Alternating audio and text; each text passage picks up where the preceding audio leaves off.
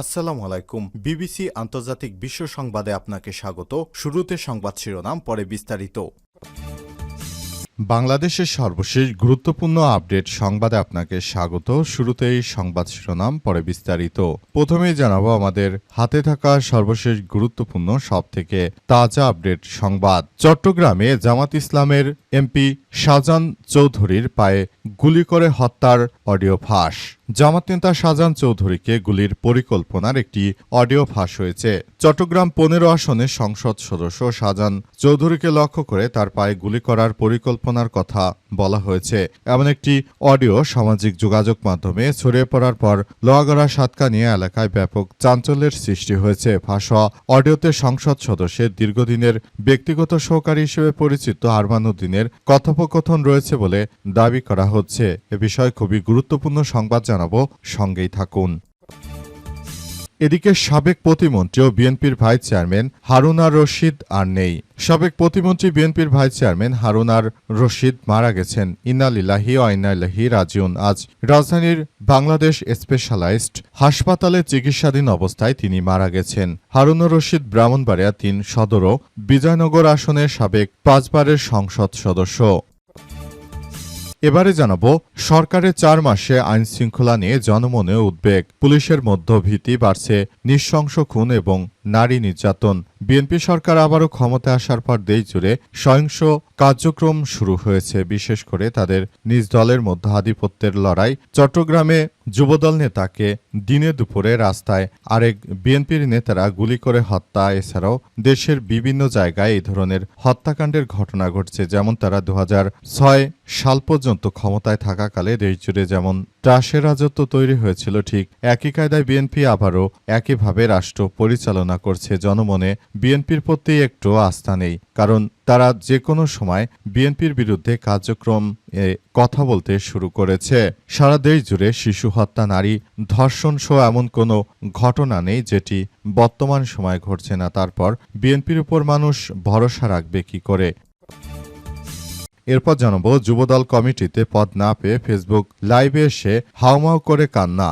লক্ষ্মীপুর জেলা যুবদলের নবগঠিত পূর্ণাঙ্গ কমিটিতে পদ না পেয়ে ফেসবুক লাইভে এসে হাউমাউ করে কেঁদেছেন এক নেতা। বিকেলে কমিটি প্রকাশের পর জেলা যুবদলের সাবেক আহ্বায়ক কমিটির সদস্য সুমন চৌধুরী হতাশা থেকে এই লাইভ করেছেন। এবং সর্বশেষ জানাবো সিলেট সীমান্তে নিখোঁজের ৩ দিনেও হদিস মেলেনি ডিপজলের। সিলেটের জকিগঞ্জের উত্তরকুল সীমান্ত দিয়ে ভারতে প্রবেশের ৩ দিনের পরও ডিপজল আহমেদ ২৫ নামের এক বাংলাদেশি যুবকের সন্ধান মিলছে না। স্থানীয়দের দাবি, বিএসএফ প্রথমে মরদেহ হস্তান্তর করবে বলে জানিয়েছে, কিন্তু এখন পর্যন্ত ভারতের এই সন্ত্রাসী গোষ্ঠীরা তার মরদেহ বাংলাদেশে হস্তান্তর করেনি। এই ঘটনায় উক্ত এলাকায় এখন পরিস্থিতি থমথমে অবস্থা বিরাজ করছে। প্রিয় দর্শক, এতক্ষণ শুনছিলেন সংবাদ শিরোনাম, এবারে বিস্তারিত। তবে তার আগে বন্ধুরা অনুরোধ থাকবে এই সংবাদটিতে একটি লাইক দিন। এই চ্যানেলে আপনি নতুন হয়ে থাকলে আমাদের সংবাদটি দেখতে দেখতে চ্যানেলটি সাবস্ক্রাইব করে রাখুন। কমেন্ট করে বন্ধুরা আপনার মূল্যবান মতামত জানিয়ে দিন আপনি বিশ্বের কোন দেশ থেকে বা বাংলাদেশের কোন স্থান থেকে আমাদের সংবাদটি দেখছেন এবং শুনছেন। আর বন্ধুরা সংবাদটি আপনার সোশ্যাল মিডিয়া ফেসবুকে শেয়ার করে বন্ধুদের মাঝেও ছড়িয়ে দিন। গাজা যুদ্ধে আপনি যদি নিরীহ ফিলিস্তিনিদের ভালোবেসে থাকেন, কমেন্টে ইয়েস লিখে পুরো বিশ্বকে আমাদের এই তাজা আপডেটটি দেখার সুযোগ করে দিন। এবারে বিস্তারিত। জামাত নেতা শাহজাহান চৌধুরীকে গুলির পরিকল্পনা অডিও ফাঁস। চট্টগ্রাম ১৫ আসনের সংসদ সদস্য শাহজাহান চৌধুরীকে লক্ষ্য করে গুলি করার পরিকল্পনার কথা বলা হয়েছে। এমন একটি অডিও কথোপকথন সামাজিক যোগাযোগ মাধ্যমে ছড়িয়ে পড়ার পর লোহাগড়া সাতকানিয়া এলাকায় ব্যাপক চাঞ্চল্যের সৃষ্টি হয়েছে। ফাঁস হওয়া অডিওতে সংসদ সদস্যের দীর্ঘদিনের ব্যক্তিগত সহকারী হিসেবে পরিচিত আরমান উদ্দিনের কথোপকথন রয়েছে বলে দাবি করা হচ্ছে। এতে একজন নির্বাচিত সংসদ সদস্যকে উদ্দেশ্য করে সহিংস পরিকল্পনার ইঙ্গিত রয়েছে বলে স্থানীয়ভাবে আলোচনা চলছে। প্রতিবেদকের অনুসন্ধানের অডিওতে থাকা ২ ব্যক্তির মধ্যে একজন যে আরমান উদ্দিন তা নিশ্চিত হওয়া গেছে, তবে অপর ব্যক্তির পরিচয় এখনো শনাক্ত করা যায়নি। অডিওর বিষয়ে জানতে চাইলে আরমান উদ্দিন বলেন, চৌধুরী সাহেবকে কেন গুলি করতে যাব? পরে অডিওটি তার হোয়াটসঅ্যাপে পাঠানো হলে তিনি বলেন, আগে আমাকে অডিওটি দেন, তারপর আমি আপনাকে বলছি। তবে অডিও পাঠানোর পর তিনি আর কল রিসিভ করেননি। সংরক্ষিত অডিওতে এক ব্যক্তিকে বলতে শোনা গেছে যে লোহাগাড়ার এমপি কেন আসবে, আসলে পায়ে গুলি করে জিজ্ঞেস করব কেন এসেছে। লোহাগাড়ার এমপি আরমান সাহেব, এখানে আরমান সাহেবের কথাই চলবে। জবাবে আরমান উদ্দিনকে বলতে শোনা যায়, এমপিকে তো লোহাগাড়ায় না আসতে বলি, এরপরও লোকজন জ্বালায় আসে। কথোপকথনের এক পর্যায়ে অপর ব্যক্তি আরো বলে যে বাদশাহ খালেদের মতো অস্ত্রশস্ত্র নিয়ে থাকবো। জবাবে আরমান উদ্দিন বলেন, এসব করলে পুলিশ আসবে, আর্মি আসবে, এমপি আসবে। অডিওতে একজন সংসদ সদস্যকে লক্ষ্য করে গুলির পরিকল্পনার বিষয়টি উঠে আসা এবং সেখানে সহকারী আরমান উদ্দিন জড়িত থাকার অভিযোগ ঘিরে স্থানীয় রাজনৈতিক অঙ্গনে নানা প্রশ্ন দেখা দিয়েছে। যুবদলের কমিটিতে পদ না পেয়ে ফেসবুকে লাইভে এসে হাউমাউ করে কান্না। লক্ষ্মীপুর জেলা যুবদলের নবগঠিত পূর্ণাঙ্গ কমিটিতে পদ না পেয়ে ফেসবুক লাইভে এসে হাউমাউ করে কান্না করেছেন এক বিএনপির নেতা। আজ বিকেলে কমিটি প্রকাশের পর জেলা যুবদলের সাবেক আহ্বায়ক কমিটির সদস্য সুমন চৌধুরী এই হতাশা থেকে লাইভ করেছেন। তিনি 17 বছর ধরে সরকার বিরোধী আন্দোলন সংগ্রাম ও কর্মসূচিতে অংশ নিয়ে গুলিবিদ্ধ হওয়া সহ নিজের ত্যাগ ও অবদানের কথা তুলে ধরেন। সেই সঙ্গে আবেগপ্রবণ হয়ে প্রধানমন্ত্রী ও বিএনপি চেয়ারম্যান তারেক রহমান সহ যুবদলের স্থানীয় এবং কেন্দ্রীয় নেতাদের কাছে বিচার চান। সুমন দাবি করেন, তিনি 17 বছর ধরে লক্ষ্মীপুর জেলা যুবদলের রাজনীতির সঙ্গে যুক্ত এবং তিনি আসলে যুবদলের জেলা রাজনীতির সঙ্গে যুক্ত থাকার কারণে আওয়ামী লীগের নেতৃত্ববৃন্দরা তাকে নানাভাবে হেনস্থা করেছে বলে অভিযোগ করেছেন তিনি। এবং তিনি আরও বলেছেন যে সুতরাং তারা আমাকে এ অবস্থায় হেনস্থা করেছে, আর আপনারা এখন যদি নতুন করে ক্ষমতা আসার পর যদি আমাদের দাবিগুলো না মেনে নেন, যদি আপনারা আপনাদের মতো করে চলতে চান, তাহলে সেটি তো আসলে হলো না। কারণ বিগত 17 বছর ধরে আমি বিএনপি রাজনীতির সঙ্গে যুক্ত থাকার কারণে এমন কোনো হামলা মামলা নেই যেটি আমি ফেস করিনি।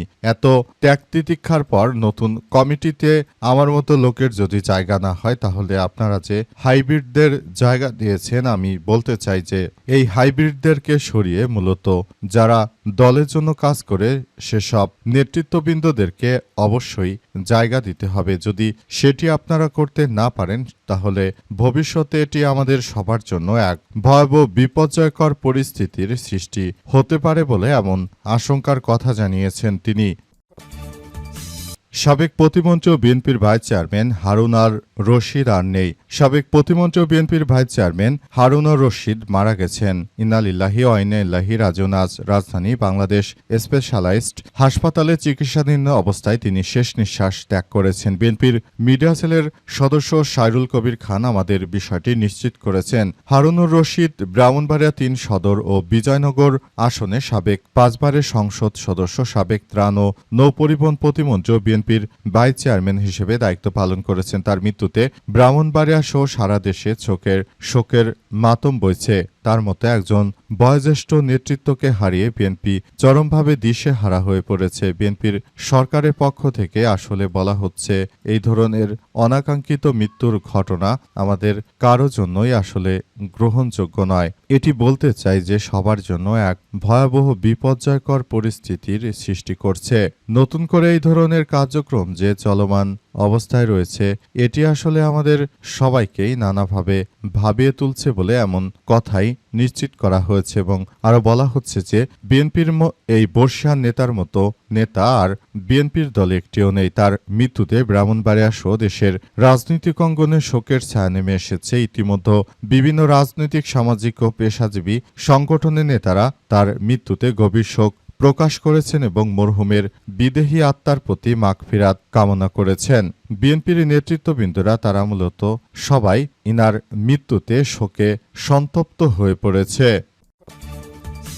সরকারের 4 মাস আইন শৃঙ্খলা নিয়ে জনমনে উদ্বেগ। বর্তমান বিএনপি সরকার ক্ষমতা আসার পর থেকেই যে 4 মাস অতিবাহিত হয়েছে, 4 মাসে সারা দেশ জুড়ে এমন কোনো সন্ত্রাসী কার্যক্রম নেই যেগুলো আসলে ঘটেনি। তাদের এই ধরনের কর্মকাণ্ডে দেশবাসী চরম হতাশার মধ্যে পড়েছে। সরকার আসলে শুরু থেকে আই হ্যাভ এ প্ল্যান বলে যে কার্যক্রম চালিয়েছে সেটি কোনোভাবেই এখন জনগণ সরকারের প্ল্যানের সঙ্গে তারা কোনো কিছু করতে পারছে না।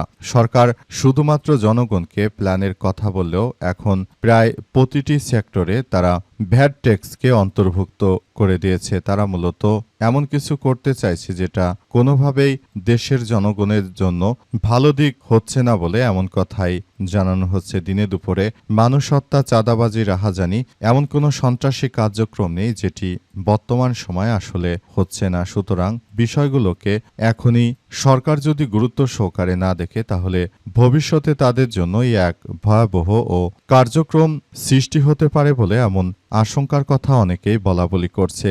আদতে বিএনপি সরকার বিষয়গুলোকে কোন দিকে দেখবে এবং কোন দিকে নেবে সেটি তাদের ব্যাপার বলে এমন কথাই নিশ্চিত করা হয়েছে।